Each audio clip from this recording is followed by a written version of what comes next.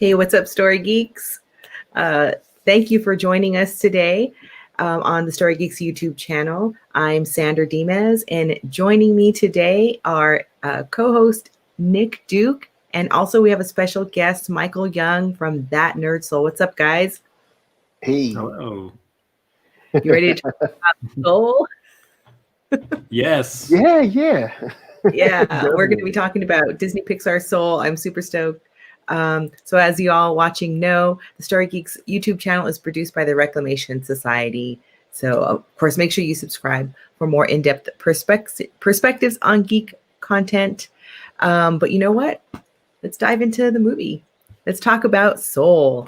All right. So Michael, let's hear from you first. Since the movie's called Soul, what do you reflect on the idea of a soul? I guess when I reflect on the kind of like the actual kernel of it, I guess you could say it's the small but very important like generator, the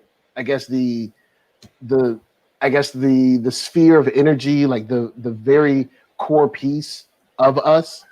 I guess when I think about it like that, it's like that part of us that is the energy that drives everything else forward. Like, especially someone who's into sci-fi. And I mean, we all get into sci-fi stuff. There's always that question of like, for instance, House of Dawn of X and stuff, where they're kind of like copying like different mutants' minds and putting them in. Kind of like recreating the bodies so that technically if they die on a mission, they can still stay alive. But then you have that question of like, well, you copied their mind, but is it really them? Because is it their soul? Is, what's that, what's the difference between, what does it mean to really be real kind of stuff? And for me, it's like that soul is that kind of like one unmovable, unshakable, like core piece of like what makes you, like, beyond like the things you learned in school or whatever, like that core piece. Yeah. What do you think, Nick? What makes a soul? Yeah, what is a soul? I mean, I feel like it's what makes someone an individual. And like when you watch the movie Soul, you see each little unborn soul in that what do they call it? They rebranded it as the Youth Center, but it's the Great Before or whatever. The Great Before. Yeah. Each one is kind of finding, like, they all start out looking the same. They all kind of look the same. They act the same, but then they go off into like these different buildings and tents and kind of find out what their thing is. And so like, yeah, for me, it's like, it's that thing that makes you, you as not only like as a physical person individual, but you in a spiritual sense, an individual. Yeah, those are all good definitions of soul. I think back on what 22 said in regards to soul. She said, you can't crush a soul here, meaning in the great before. That's what life on earth is for. And I'm like, all right. So yeah, we can all kind of relate, especially now in like this soul crushing timeline that we're in, what that means and what a soul means. And it's really like the essence of who we are that makes us unique from other individuals, the thing that drives us forward, that keeps giving us hope and keeps giving us, I think, even like creative energy or passion. It's all of that comes from a soul. So in talking about what the film depicts, and the great before, we see these personalities in the great before. Little souls are given a narcissistic personality, or different personalities or qualities about them and who they are, the very nature of who they are. So it kind of lends us to thinking about the nature of people, and then how nurture might influence or make an impact in that. So let's start with you, Nick. Then what are your thoughts on nature versus nurture, and how, can they be changed? Can nature one's nature be changed by nurture? Yeah. And I was laughing thinking about the in the training video for The Great Before, there's a soul that's like, I'm a narcissistic megalomaniac who's insanely opportunistic. Like, Yeah. oh, that one's going to be a handful. Yeah. Yeah, I don't know. Sometimes it seems like people are just like born bad, and they're just always going to be bad. And vice versa. But like 22, who just seems like, I mean, her soul number is 22. So she's been around for a very, very, very long time. Yeah. And she just seems like she's just a troublemaker. She's terrible, but like given the opportunity to have her own experiences in the physical world, she flips completely. Like after the initial shock, she flips completely to be like, oh, that's kind of not who I want to be. I kind of want to explore this more and see if I can change and find my spark and find my thing. Yeah. So yeah, in terms of nurture versus nature, I think sometimes or maybe all the time, we're given a starting point. Yeah. And then from there, it's up to us to kind of grow beyond that or not. Yeah. And it's, everybody's journey is different. But what we hope for is to hopefully, if you're born kind of bad, just growing beyond that and learning how to be good. But, yeah. And at least there's some hope in that, as opposed to you're hope. Stuck. Yeah. So what about there's hope, you, and Michael? it's not always like for sure that they're going to get better, but unfortunately, there is hope. Yeah. So what do you think, Michael? Nurture versus nature? You always want to believe, you always want to be like, you can do it. Yeah.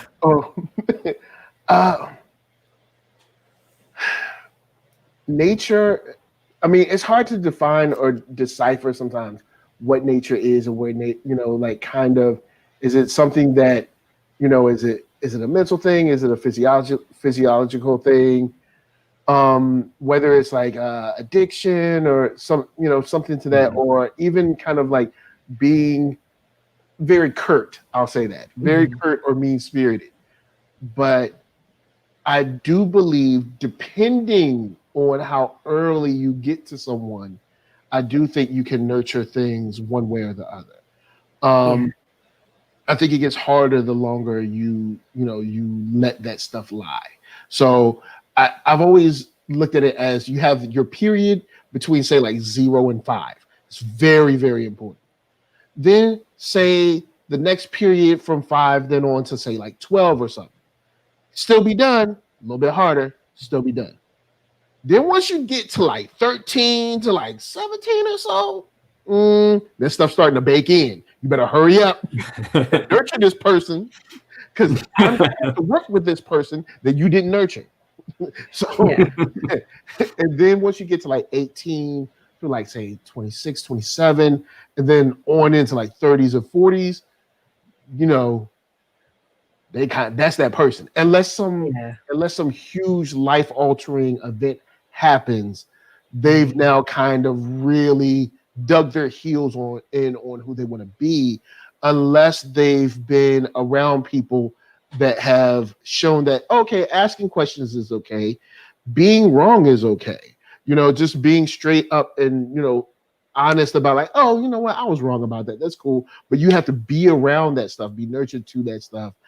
And if you're not from like an early, by the time you like say 20, 25, it's going to be a tough one to turn them around. Especially for someone who is, like they said, megalomaniac, whatever, especially if they're that type of person and they never felt that they've lost.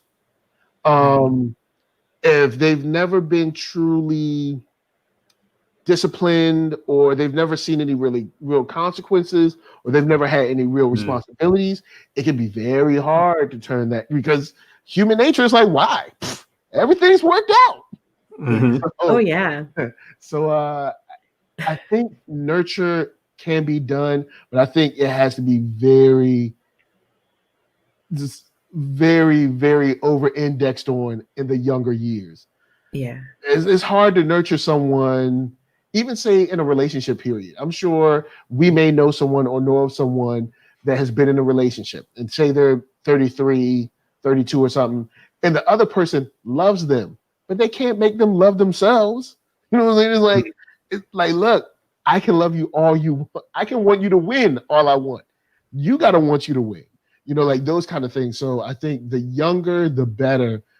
Because once it gets older, and depending on like toxic atmospheres or relationships, it can really kind of grab hold of that person's psyche or their, mentality, their kind of like outlook on life, and be extremely hard to change. Oh yeah. Yeah. And you're hitting a lot of things right now. Like, this is in like the first few minutes of the movie where we see this. And I remember, like, now we're going to get deep, right? So I remember watching, or not deep, I should say dark. I was watching this documentary on serial killers, and they were talking about nurture versus nature, and how what was common among serial killers is like certain things going on within the brain, like, and that when that was happening in someone's brain, when they had serial killers and they saw their brains, that was there. And that seemed to be a pattern for serial killers. And at the end of the documentary, the host said that he has that trait or whatever it is in his brain. And I thought, oh man, like he really drove home the idea of, because surely not everyone who has that, and he showed that, has goes on to become a serial killer. And so I thought, oh, that's really, really interesting. Now here we're talking about soul and also bringing up serial killers, but just the idea of nurture versus nature. Well, sometimes it's like the outlet, right? Of like how they express that trait. Like if Joe Gardner fell in love with murdering people and not jazz, his spark would have been a lot different. Right. Or if that different. Ooh, I know. If that narcissist didn't have parents who had boundaries and had accountability and had responsibility, and like you have to work for what you're getting and you don't just get your way all the time, then I think that can shift and mold. And so we see that happen with children who, they mirror what they're taught too. So if there is something kind of innate in them, maybe their environment isn't the best, but they have really good teachers who are inspirational and comforting, or a really good kind of a second family with a friend and the friend's family, that nature really can kind of shift people into growing beyond their environment. So yeah, I think that's what we see in a much lighter way, not with serial killers, but a much lighter way in Soul. And then Tim brings up, he says, thinking about it now, it's very interesting that 22 almost feels like they can't be nurtured, that they are only stuck in their nature. And it's true, yeah. They do feel like when they're in the great before, that this is who they are. But then Earth, not only can it crush your soul, it can also mold your soul and change through nurture. So we talked a bit about like if Joe had fallen in love with killing instead of jazz, it would have been different. So we're going to kind of segue that into so really fell in love with. I know. Yeah. So save that for the dark Pixar. I know, dark Pixar trailer. Yeah.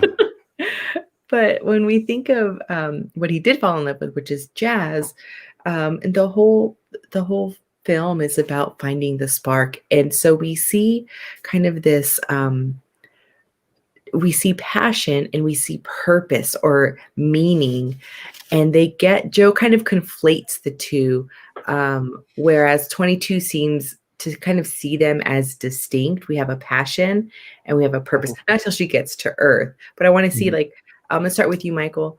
What are your thoughts on like passion and purpose? Are they distinct, or are they kind of one and the same?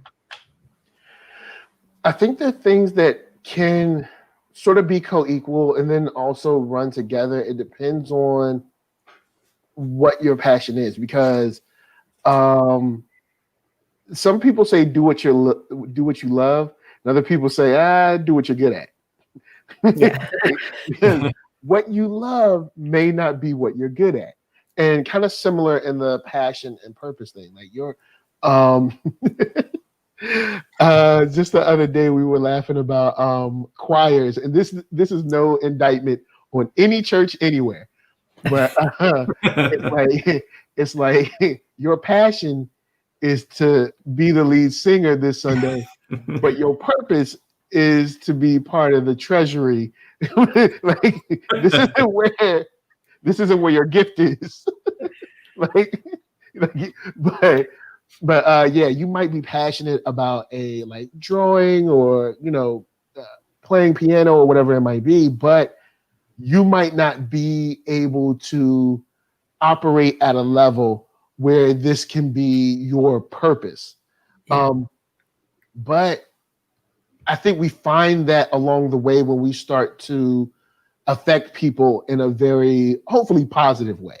By whatever you might be doing. Like you might be I don't know, having, doing a pottery class or something like that. And you realize that your class has been a way for people to come in and to relax and maybe find, kind of therapy in molding something and making something on their own. And you're like, oh, well, hey, I already like this. And this could be my purpose too. So you do have those, situations. So I think they are things that can run together, but it's not a guarantee.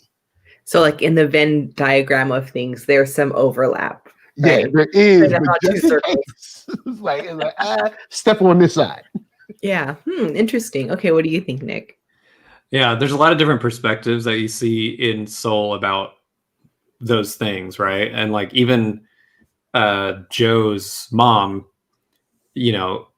feels like your purpose is your career. It's like that's making money, and supporting yourself is what you should be passionate about and striving for. But Joe, obviously his passion is jazz, which doesn't make him too much money, because he just plays gigs and stuff. But like he feels like if he doesn't do that, his life amounts to nothing. And obviously, and 22 has a different perspective, and even the Jerrys have a different perspective that you see later on. Yeah, the Jerrys. And do they ever say why one of the one that counts, he's Terry, but all the rest are Jerrys? Maybe it's a different department. I don't know. Yeah, good question. Like even watching this, I watched it twice. The second time, I was still like, they call that one Terry, but all the rest of them they call Jerry, but they never mentioned. You see how he is. That's Terry. Yeah. I lost my train of thought, but yeah. But what was the question? I totally lost it. About passion versus purpose or meaning. And then you were talking about like monetizing those passions. Yeah. And like I forget what the sign spinner's name. Oh, Moonwind.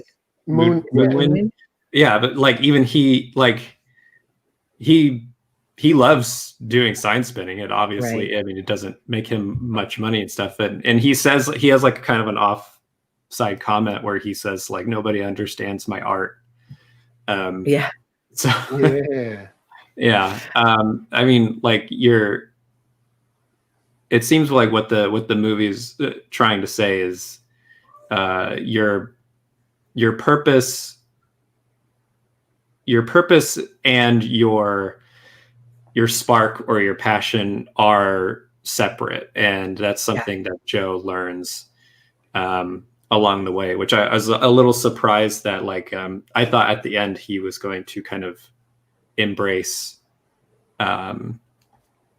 his gifting of being a mentor, and kind of choose not to go back to, you know, his normal life. But yeah,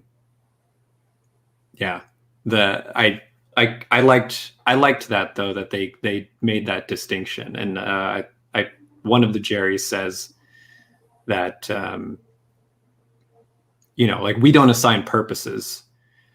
You human beings and your like existential like theories and stuff like that, it's so basic. So it's like it's almost like you don't need to worry about that, you know. Just live and enjoy it and absorb all that life is, and your spark is what keeps you moving through that and doing that. I like what you're saying about how they made them separate. I absolutely feel like they are separate, although there can be, like Michael, you were saying, some overlap. The thing that was really heartbreaking is to see Joe looking down on himself and saying, or looking back at his life, and he says, my life was meaningless. And that right there was so sad. And I think that it, and I've heard it from some of my friends, that it has resonated with them as artists, because as they're pursuing, a lot of them are like pursuing acting or comedy, or something where there isn't much of an opportunity to pursue that right now, at least when you're still trying to make a name for yourself. And so the response in this time of COVID is, what meaning do I have? And it's like, yo, we all have meaning. Like at the end of the day, we all have meaning. And I think this film was really good at reminding people, like, hopefully they came to that conclusion of like, just because I didn't reach this goal in pursuing my passion doesn't mean that I don't have purpose and meaning. I have purpose and meaning just by being a person and existing on this earth. And so and so I like that there was a very clear distinction. And even at the end for Joe, he's like, I don't know what I'm going to do. So he could still go into mentoring, but he says, I don't know, but I'm going to live every minute of it. And so the conversation that he has with, who's the woman that he plays with? What was her name? Dorothy. So the conversation he has with her, and what she tells him, about a young fish and an older fish. I love that picture, because she says that the older fish is like, I got to get to the ocean. And the older fish is like, the ocean, like, you're in it. And she's like, no, this is water. I'm looking for the ocean. And it's that idea of like, we are in it. Like, so even if we're pursuing our passion of whatever it may be, being an artist, being a writer, being a comedian, some other creative person, or even just a career goal, and in trying to achieve that we're still in our life, in the midst of it, we're still in that ocean. And so to pull off of another Pixar film, just keep swimming. But no, I mean, like, to not feel like you're not in the midst of it. You are in the midst of it right now, and enjoy that and savor that, and also recognize that even if you don't hit that target, that you are filled with purpose and meaning, and your life has impact on other people. There's when Nick brought up the conversation with the mother and everything, it's weird because there is, especially from an artistic standpoint, there's a very interesting conversation, because the mother is honestly doing the best she can in saying like, hey, this is your purpose. You're teaching. This is how you make money. This is how you support yourself. This is how you live. And from her time that's what you did. Yeah. You got a Yeah. good job and you lived. And that was it. You might have had other passions and stuff, but let's just get this job and live. And I mean, from pretty much all of the older people I know, that's how it was. And there's this fear around your children or their children of you're going to be broke. You're going to be broke and you're going to be homeless. And I don't want my child. So there's this fear of just do what works. Just do, do these steps, get a good job, and just lock it up. But I don't think that you have to follow your passion. You don't have to throw away a 9 to 5. Right. But we are also in this world that says if you're following your passion, but you also have a 9 to 5, somehow you aren't like real. Like say if you're the frog police, right? Yeah. Say you're a illustrator. Like say you draw these amazing, pieces, sequential art, pinup art, comic book covers, whatever it might be, or a painter. But you also have a 9 to 5 job. Say you're a plumber that's crazy good at painting, but you're like, hey, I'm a plumber. That's how I keep the lights on, but I love to paint. We also have this kind of weird subsection of artistry that'll be on the other side of you saying, well, if you don't quit your job and paint 24/7, well, then you're not a real painter. You're not really giving yourself to the art form or something like that. Right. So you do have these weird, contrasting theories around you as a artist, since, he's an artist at this time. You have these people that think, well, if you're not playing gigs every night or every weekend or whatever, if you're not supporting yourself off of music, then you haven't made it. Yeah. And then you have your mother on the other side saying like, look, you haven't made it because real musicians do X, Y, Z. Yeah. So make the money you need to make and leave this dream alone. Mm-hmm. Which it's practical for their time. Like I was kind of fortunate, I guess, to grow up around a lot of older people. So, it makes sense for when they grew up. You didn't have your head in the clouds. But now I think there's a little more wiggle room to have your head in the clouds, as long as you take care of that 9 to 5 and, that check keep coming every once a month, twice a month, whatever. Yeah. And you're still sort of okay to have your passion as well as maintaining your home and all that good stuff. Yeah, it is interesting. I've had a lot of conversations about art because I have my 9 to 5, which I'm passionate about, but my main passion is dance, and it's not like that's not my big breadwinner, at all. And it's conflicting because I think that so often artists feel like they have to monetize their art in order to validate it. Like if I'm not getting money after this, I'm engaging in this art form, then it's not real. I'm just a hobbyist. I'm not the actual artist. And that's unfortunate. I think it's, capitalist mindset. but I think that especially now as artists are struggling to conflate the two, their passion with their purpose and meaning, that we have to understand, like, you are still an artist. If you're engaging in that art, that is what you can't not do that, then you are that. Like if you can't not sing, which I wish I could, but some people, they just must sing and they might not get paid for it, but you know what, they're a singer. That's what they are. And, I think that Soul does a good job of kind of helping not only Joe, but viewers understand, that there's value in pursuing your passion. And, you still got to put food on the table, but, you're still gifted, and he is gifted, and he's able to get into that zone. We see him right up front. Actually, I was so disappointed that it was only in 9 minutes and 27 seconds that he was Joe in his black skin. That's another side of the movie that's like, because you do have these great conversations about art, your purpose, what is the soul? Mhm. But then you have this whole other side where, because at first when I saw on Twitter people were talking about it, I was like, can't be that bad. Then when I watch it, I'm like, The Princess and I the Frog. timed it. I know that's exactly what I thought. Like, really, the princess. Ugh.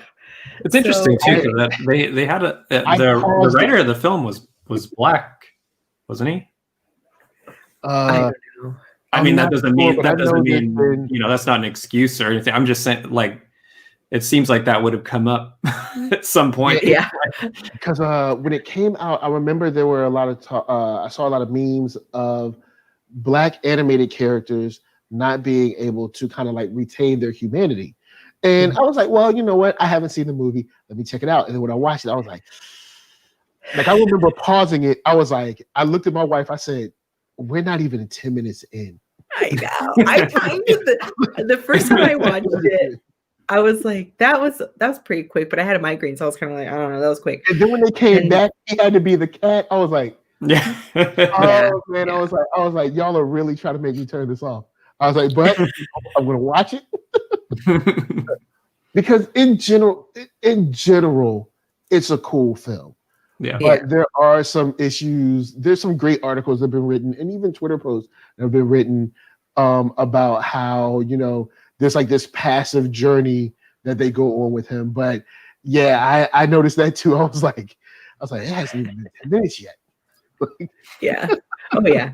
Well, but thankfully, at least in the 9.5 minutes that we got of him being in his skin, we got to see him briefly be in the zone. And we saw what that looked like. And, you know, again, I wish he had been in his skin a little bit longer, but in that moment we saw him in the zone. And then we see in the Great Before, they kind of explain what that is. And so we have something called In the Zone, and then we have, what is that other thing called? Lost Souls, where lost souls go. Yeah. And they're kind of the same thing. So let's start with you, Nick. What do you think it means to be in the zone? And then to be in like a lost soul? Yeah, it's sort of like not necessarily an out of body experience, because your body is still very much like active and a participant in the experience. Yeah. But it's kind of like the mind, or like in the soul's case, like the spirit kind of ascending to this other realm where you're just, I think, fully enjoying being in the moment. Like you're fully enjoying being in like that physical space, but you're like enjoying it so much that like your spirit is lifted.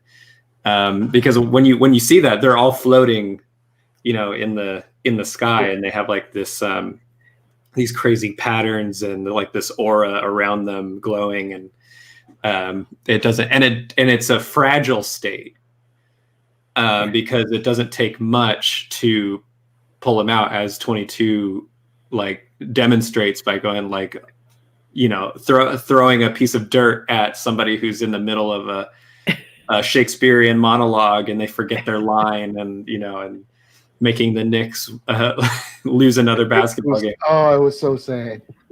Is that a thing? Are they known for not? The Knicks have had a rough time for years. Oh, really? Okay, because I was like, I don't get it, but I think it means. Yeah, that's God bless Knicks fans.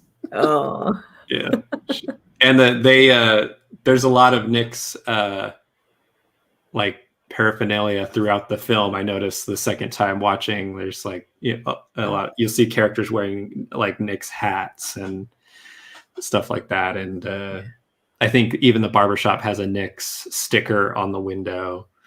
Yeah, but yeah, I love that barbershop scene. Yeah, that's the barber. I forget the character's name, but I'm terrible with names. But that character is fantastic, the barber. Yeah. He was probably one of my favorite characters in the whole film. Yeah. But yeah, that state it's both like very powerful and very fragile. So it's like getting in that zone is like, I think when you're like fully pursuing or fully using your spark to its full potential, it takes you to like this nearly out of body place, but it's a very fragile state. But yeah. What do you think, Michael? I agree. It's this level you get to as someone who's been on the art side and on the performer side.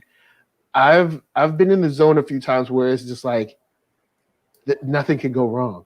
Like I mean, unless someone throws dirt at your face. But I've been in the zone where it's like I am killing it right now. I'm crushing it. No matter, like, the music is going and every word I say is perfect. There's nothing wrong, nothing happening. And then on kind of a relationship side, there's been times when I've been with my friends and we have just like a awesome night together. We have been hanging out, and then we've literally looked at each other and I've said, like, we'll never, like, these are the times we'll remember. Like, these will be like, you hung out, like for me, I'm in VA. So like you hang out all night, and after like hanging out, you're like, yo, let's just ride to the beach and watch the sunrise.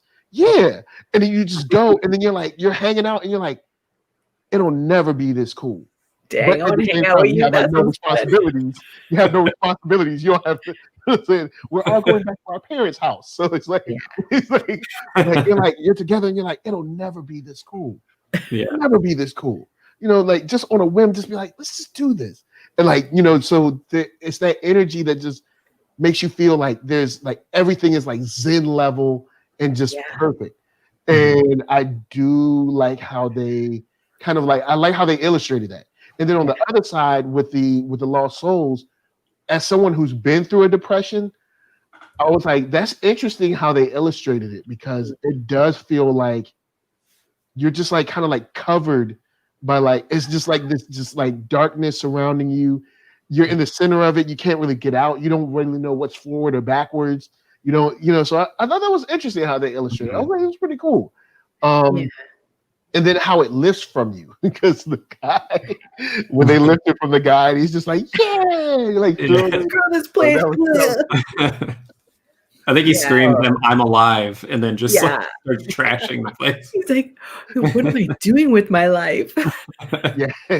Because I mean, we do, there are times where we can get stuck. You're at a job or something, and you just feel like, hey, I'm stuck. And maybe something has been telling you to move. Maybe your spirit's been telling you to move. Maybe a higher power, whatever you believe, they've been telling you to move. But you've been like, nah, it's safe here. So I'm gonna stay in this job. Maybe I'll get a raise, but it's like, but a raise isn't gonna make it better. Yeah. Right. It's not gonna make it better. And, and then of course, when he said, I'm alive, that's when it's time to move. I don't know if I would leave like that. But you're gonna get a letter of recommendation. But I have had that moment where I was sitting at work like, I'm quitting. Yeah, I'm gonna quit. I'm writing my letter tonight. I'm getting off and I'm writing my letter tonight. Like, I've been in that situation, but I didn't break anything. I've done that too after being at a job for 5 days. 5 days. Oh, I'm done. That must have been I have done all I can do. I am leaving. Oh my gosh. Well, when I watched it, I did enjoy like how they show the distinction, but how closely related being in the zone and being a lost soul is. What they said is there are two kinds of zones, the lost soul and in the zone. That the zone is enjoyable, but when that joy becomes an obsession, the soul becomes disconnected with life. They're getting lost in their own anxiety.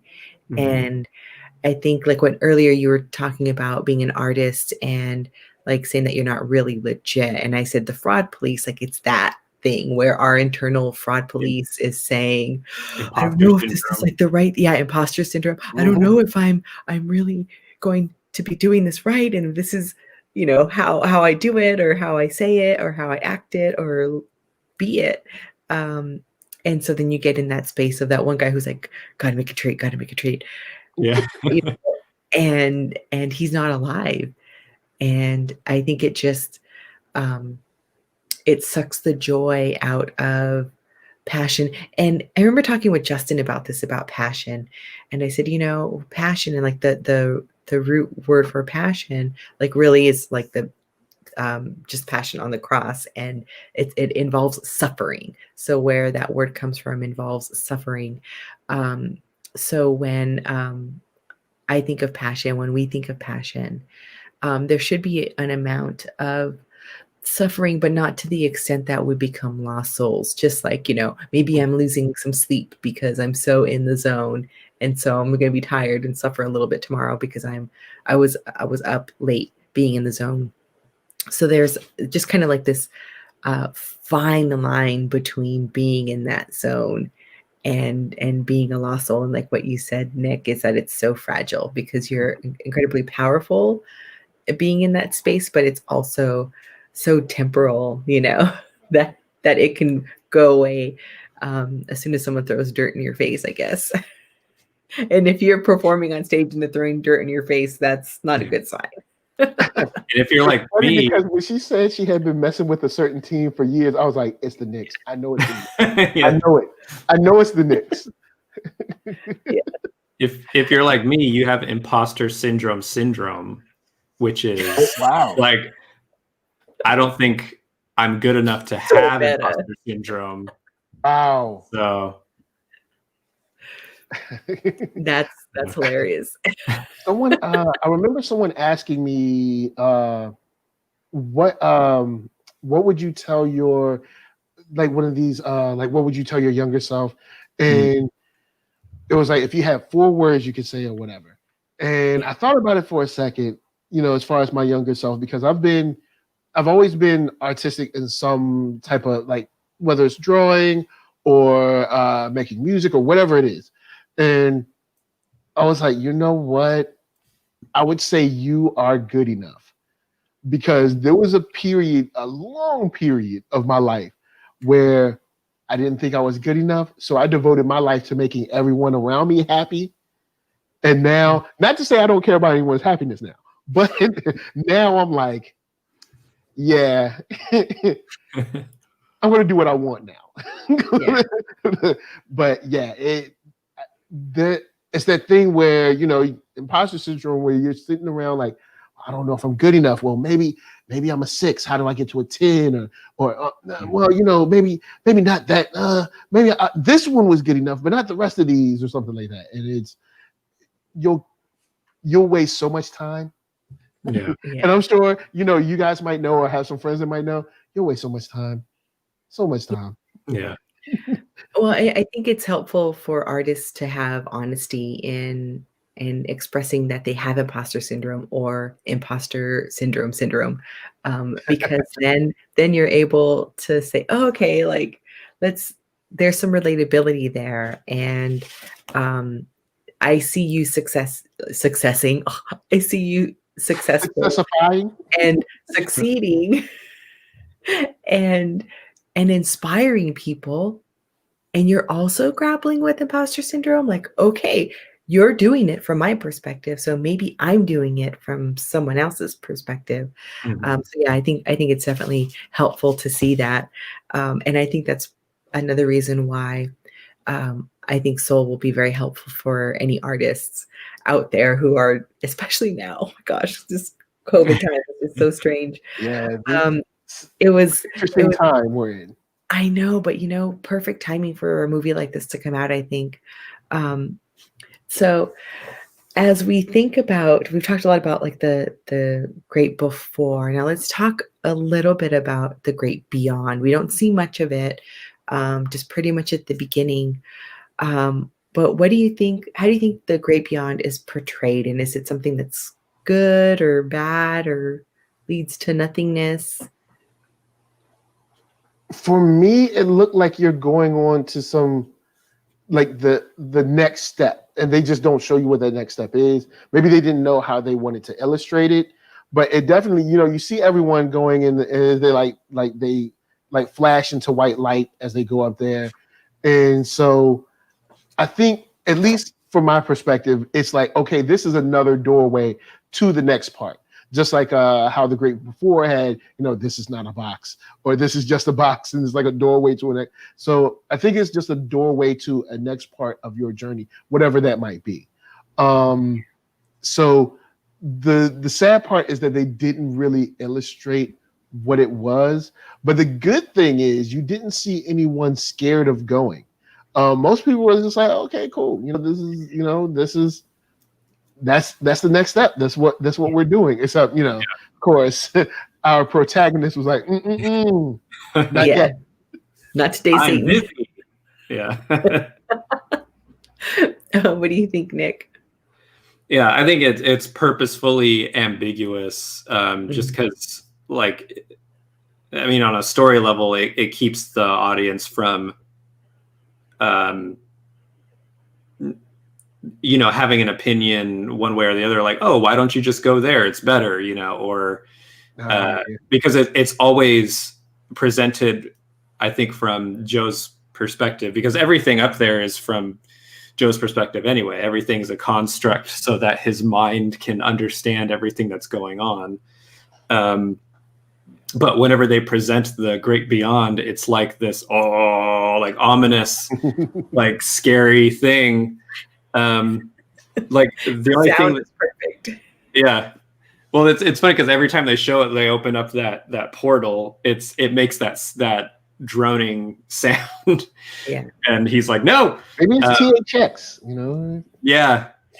It sounds like delta waves. Like a lot of the sounds happening, it sounds like those waves that, it sounds like. Yeah. And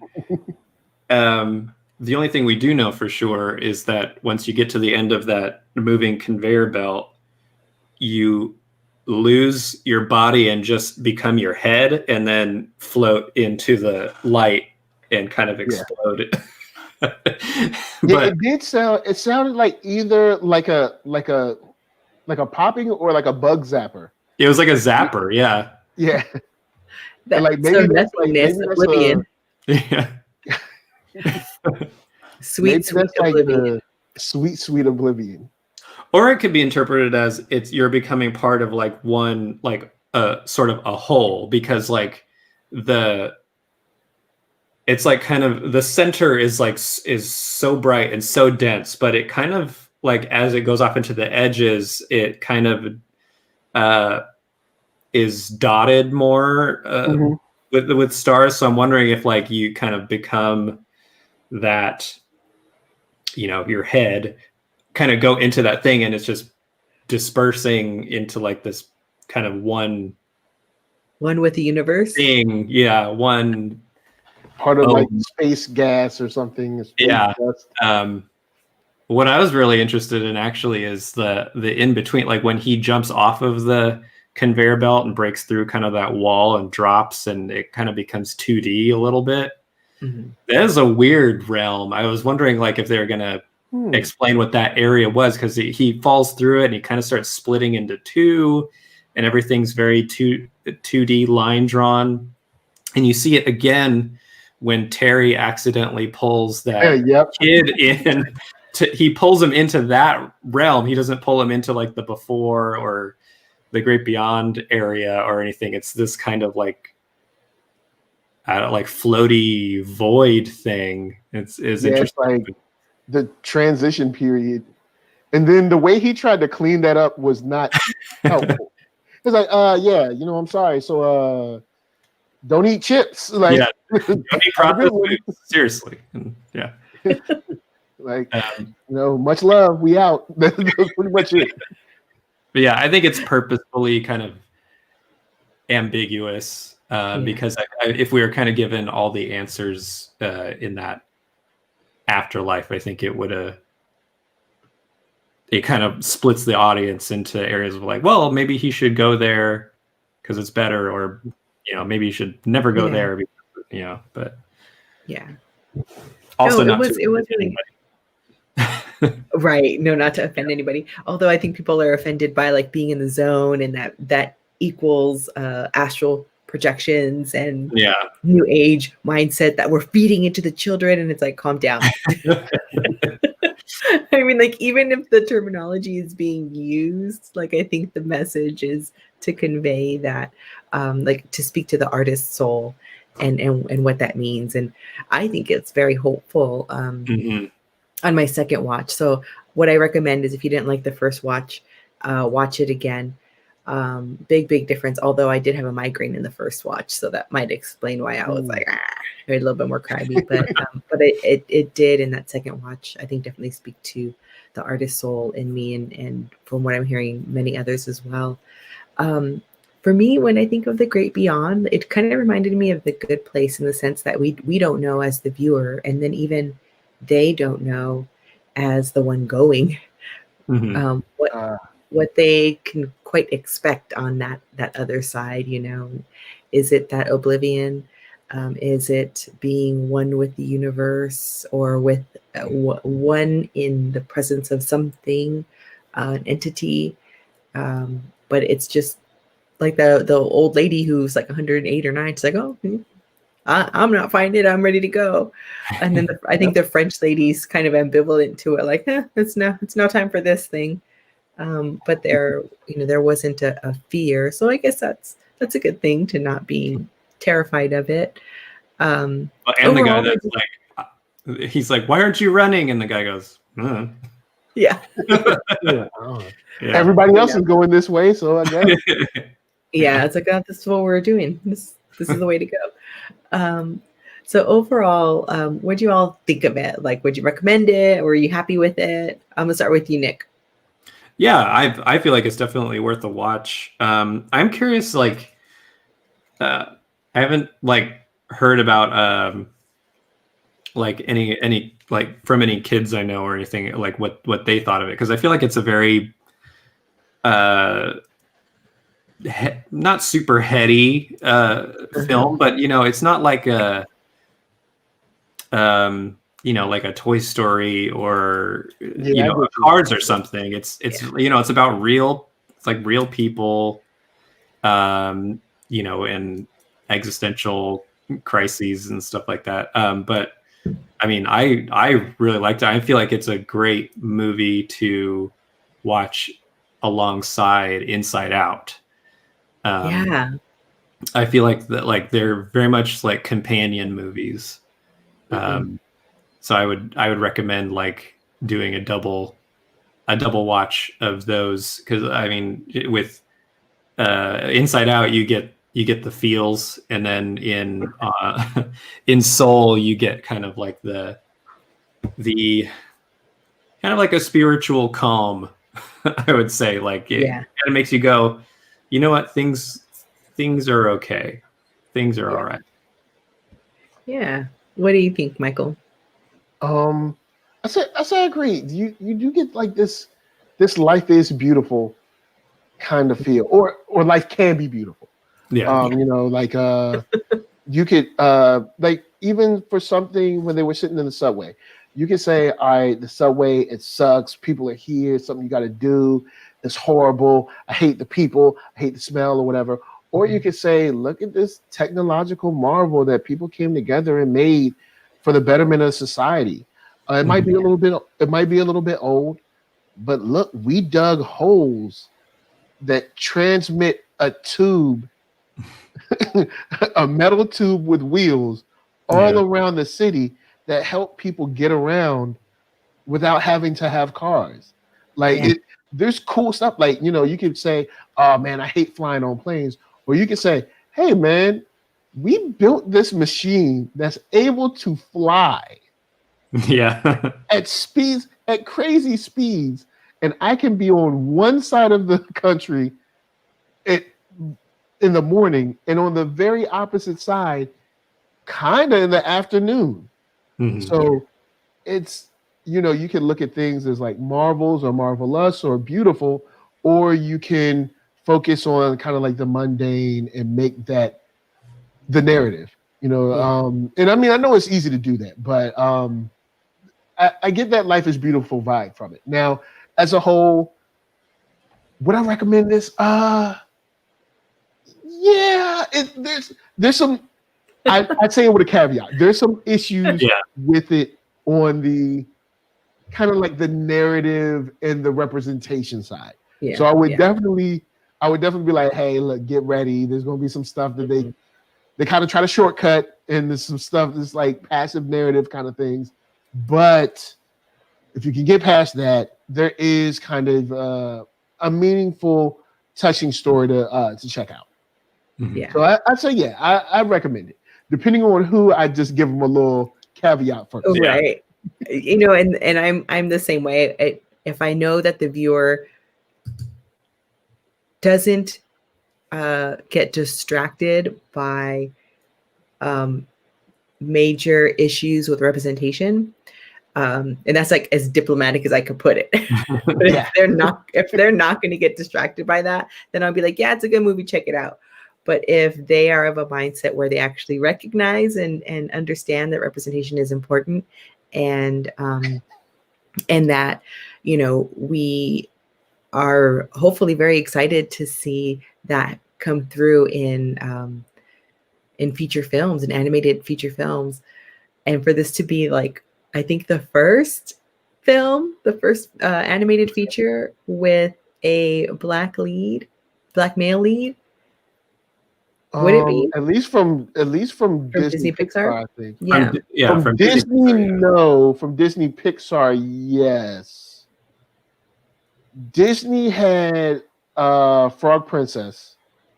Well, but where she was a frog. But right.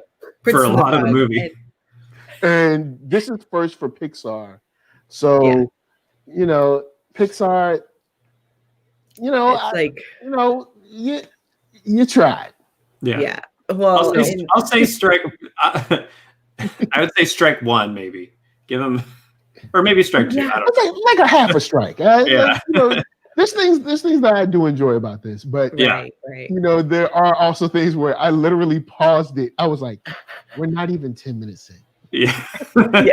But you know, it depends on, kind of like you were saying, Sandra. Like, if a lot of times my friends will be like, you know, your antennas are a little too hot on this one. Just, you know, I know. I'm like, you know what? Okay, I'm gonna ease back. You know, maybe my antennas are too hot. I'm gonna hang back and chill. That was me. No, I feel you, because my antennas were definitely hot, and I was like, oh, what? Like, just getting all heated. But that was when Nick and I talked about Ant-Man and my critique of Michael Peña's character that everyone loved. And I'm like, I loved him and I get it, but like also so yeah, it's like I love his character and I hate his character. It's weird. It's you know what? Now that I think about it, they made Michael Peña the Tyrese of that movie. It's like Tyrese in Tyrese and Fast and Furious is Michael Peña and Ant-Man. It's like the same type of character. It's because Michael Peña, it's funny. Like, what he does is funny, but then it's like I feel like it's a bit of a character. Yeah, I feel like he's not a full character. You need to tune in. Because he's an actor that I think he's another one of those actors that's been around a while, and I'm like, I really want to see him shine. Similar to like Michelle Yeoh on Star Trek, or you know, the young lady that plays Artoy on Warrior. There's a couple of actors and actresses where I'm like, yo, they've been grinding for like ever, but like Hollywood hasn't really given them their shine yet. And then when he gets his shine, it's funny, but then I'm like, but his character really has nothing else. It's But you know, Ant-Man's still cool. It's still cool. You know, it's cool. What were you saying, Nick? No, I was going to say you got to tune into Christmas Chronicles 2 to see Tyrese's true range. Wow, where he plays a husband side character. Ooh, interesting. Right. Yeah, definitely interesting. Well, for me, like I'm with you, Michael. Like, I'd recommend it, but I'd give those kind of caveats depending. One character that I just want to touch on very briefly is Moonwind. Yeah, I loved the message of Moonwind, because like when we first are introduced with him to him, 22's like, Moonwind, how are you? And he says, on the brink of madness. Thanks for asking. And it's just very like much in passing, and I thought that's so relatable. And I get like those kind of answers from people, and I give them as well, because it's like, what do we do right now? It's like, how are we doing right now? Suffering through a pandemic. Thanks for asking. And suffering, and then depending on what you see, you're like, oh, cool. Because when this started, I was like, you know what? Cool, no problem. We know about sickness. We know about health. No problem. Everybody gonna wear a mask, glove up. It's gonna be great. And there will be no cool thing we do for a couple weeks. Yeah, I know, fools. But I love that. Even though he's on the brink of madness, he's still able to get into the zone, and doing so by spinning a sign, which isn't like an elevated profession.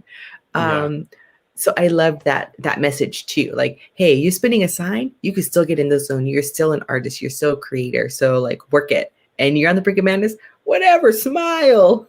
Like, spin that sign. I do love his line though, where he says, "Look, I put this man's soul into a cat." He's a funny character. It's so honest and matter of fact too. It's like, hey, yeah. Yeah, he seems like a super pure dude. Anyway, well, thank you so much, guys, for joining us. So again, we had our co-host Nick Duke, and then we had Michael Young from NerdSoul. Michael, how can we find you? You can find me on Facebook, Instagram, Twitter, and YouTube. Just search NerdSoul. That's NERDSOUL. Everywhere. If you want to talk about movies or comics or something, just let me know. Sometimes I'll be like, I don't watch that. Or sometimes I'll be like, I definitely watch that, and it's good. Yeah. Well, thank you so much for joining us. And Nick, how can we find you? Oh, yeah. You'll find me here every now and then on the Story Geeks podcast. On Twitter, I'm at NDukie, NDUKIE, and N_Dookie on Instagram. Yeah. Well, you can find me. I just changed my handles because I was tired of like saying just different ones. So I am at Hey It's Sandra D on Twitter and Instagram. And hey. Yeah. So you go, hey, it's Sandra D. Follow. Anyway. Thank y'all for joining us, and thank you for listening. So the Story Geeks YouTube channel is produced by the Reclamation Society. Make sure you subscribe for more in-depth perspectives on geek content. Thanks for joining. And I think we're going to get Tim back on, our guy behind the chair. Oh, one more thing I will say. I like that. Time to split. I will say, if you've been watching, let us know what you think. What are your biggest questions and takeaways from Pixar Soul? Be sure to comment below, and let's continue the conversation. Well, that's it for today's show. Thank you again, guys. Make sure to subscribe to the channel for more geek content and hit the bell for notifications. I don't know if it's up here or that way, but hit it. And then check for your preferred podcast network for more episodes of The Story Geeks. Thank you for tuning in, and we will see you on the next show. Bye. Keep thriving. Bye. Oh, let's see if we have any more. No more comments.